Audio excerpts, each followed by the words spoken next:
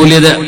ഇമാമുന സുയൂത്തി എന്നവർ ആ കിതാബിൽ പറയുന്ന ഉദ്ധരണി കൂടെ ഞാൻ വായിക്കട്ടെ. എന്തെങ്കിലും ആളുകൾക്ക് സംശയമുണ്ടെങ്കിൽ ആ സംശയം നീങ്ങാൻ വേണ്ടി മാത്രം. അസ്ലു അമലിൽ മൗലിദി അല്ലദി ഹുവ ഇജ്തിമാഉൻ നാസ് വഖിറാഅതു മാ തയസ്സറ മിനൽ ഖുർആൻ.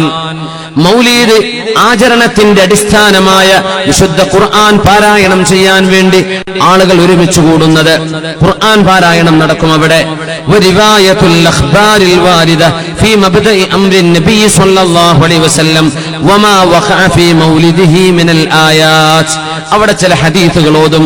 അല്ലാഹുവിന്റെ റസൂൽ ഇരിക്കുമ്പോൾ ലോകത്ത് നടന്ന അത്ഭുതങ്ങളെ സംബന്ധിച്ച്, നബിതങ്ങളുടെ ജന്മം നടക്കുമ്പോൾ ഉണ്ടായ സംഗതികളെല്ലാം പറയുന്ന ഹദീസുകൾ അവിടെ വിവരണം ചെയ്യും. നബിയുടെ മേൽ സ്വലാത്ത് ചൊല്ലും, വിശുദ്ധ ഖുർആനോദും, ജനങ്ങൾ ഒരുമിച്ച് കൂടും. എന്നിട്ട് ജനങ്ങൾക്ക് ഭക്ഷണം കൊടുക്കും. ഭക്ഷണ വിതരണം അല്ലാഹുവിന്റെ റസൂൽ ഇഷ്ടപ്പെട്ട ഒരു സംഗതിയാണ്. മദീനയിലേക്ക് ആദ്യമായി കടന്നു വന്നപ്പോ മുത്തുനബി തങ്ങൾ മദീനക്കാരോട് ആദ്യം പറഞ്ഞ ഹദീസ് മുമ്പ് ചർച്ച വന്നിട്ടുണ്ട്. ആ ഹദീസിൽ നിങ്ങൾക്ക് ഓർമ്മ കാണും, നബി തങ്ങൾ ആദ്യം പറഞ്ഞത്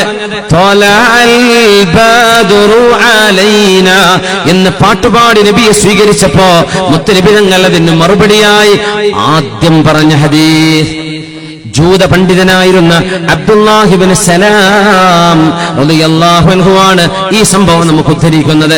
അദ്ദേഹം മുസ്ലിമാവാൻ കാരണവും നബി തങ്ങളുടെ ഈ വാക്കുകളാണ്. നബിയെ കണ്ടപ്പോഴേ അദ്ദേഹം പറഞ്ഞു, റഅയ്തു മുഹമ്മദ് നബി തങ്ങൾ മദീനയിലേക്ക് വന്നു. ഞാനെന്ന് ജൂത പണ്ഡിതനാണ്, കാരണം മദീനയിൽ ജൂതന്മാരുണ്ട്, ക്രിസ്ത്യാനികളുണ്ട്. മുത്തുനബിയുടെ മുഖം ഞാൻ കണ്ടു. ഫറഅയ്തു മാ ഹുവ വജ്ഹു കദ്ദാബ്.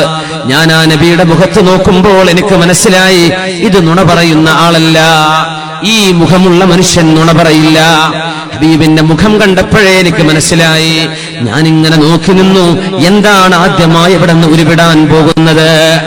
ആദ്യമായി നബി തങ്ങൾ പറഞ്ഞ ഹദീസ്, മദീനയിൽ വന്ന ശേഷം പറഞ്ഞ ഹദീസ്, അഫ്ശുസ്സലാം അയ്യുഹന്നാസ്. അല്ലയോ ജനങ്ങളെ, മുസ്ലിമീങ്ങളെ എന്ന് മാത്രമല്ല ജനങ്ങളെ, അഫ്ശുസ്സലാം സമാധാനം പ്രചരിപ്പിക്കണമേ. അത്ഇമുത്ത്വാം ഭക്ഷണം വിതരണം ചെയ്യണേ, വിളമ്പിക്കൊടുക്കുക, വെച്ച് വിളമ്പിക്കൊടുക്കുക. പാവപ്പെട്ടവർക്കോ വിശക്കുന്നവർക്കോ മാത്രമല്ല, മനുഷ്യരായ മനുഷ്യർക്ക് ഭക്ഷണം കൊടുക്കണമേ. അഫ്ശുസ്സലാം സമാധാനം പ്രചരിപ്പിക്കണേ, സലാം പ്രചരിപ്പിക്കണേ, ഭക്ഷണം കൊടുക്കണേ. സുലുൽ അർഹാം കുടുംബ ബന്ധങ്ങൾ കൂട്ടി യോജിപ്പിക്കണമേ. സ്വല്ലൂ ബില്ലൈലി വന്നാസു നിയാം ജനങ്ങൾ കിടന്നുറങ്ങുമ്പോൾ നിങ്ങൾ എഴുന്നേറ്റ് നിസ്കരിക്കണമേ. തഹജ്ജുദ് നിസ്കാരം. എന്നാൽ തദ്ഖുലുൽ ജന്നത ബിസലാം നിങ്ങൾക്ക് സുരക്ഷിതമായി സ്വർഗ്ഗത്തിലേക്ക് എത്താൻ കഴിയും.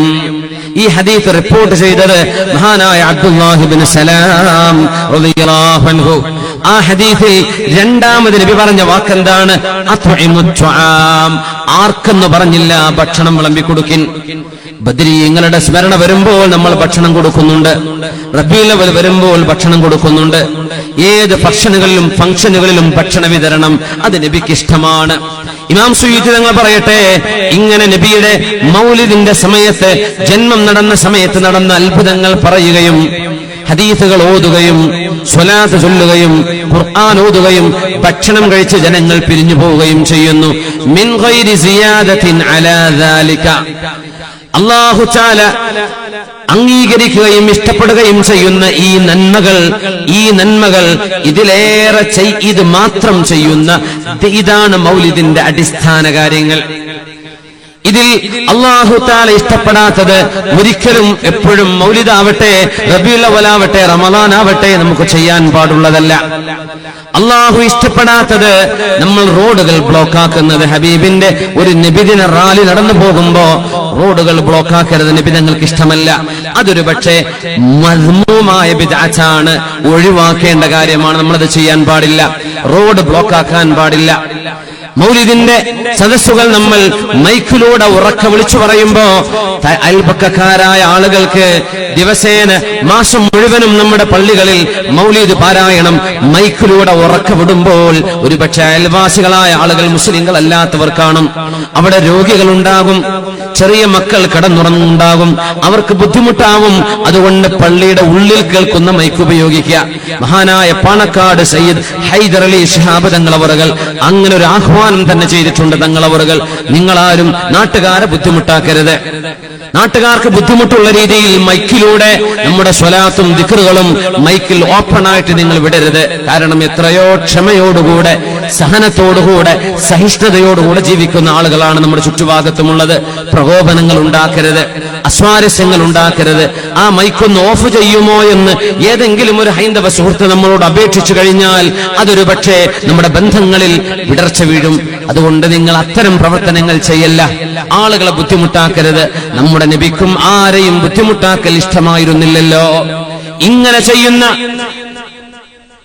ഇത്തരം കാര്യങ്ങൾ മിനൽ ബിദഇൽ ഹസന, ഇമാം സുയൂത്തി തങ്ങൾ പറയുന്നു ഇത് നല്ല ബിദ്അത്തുകളാണ്.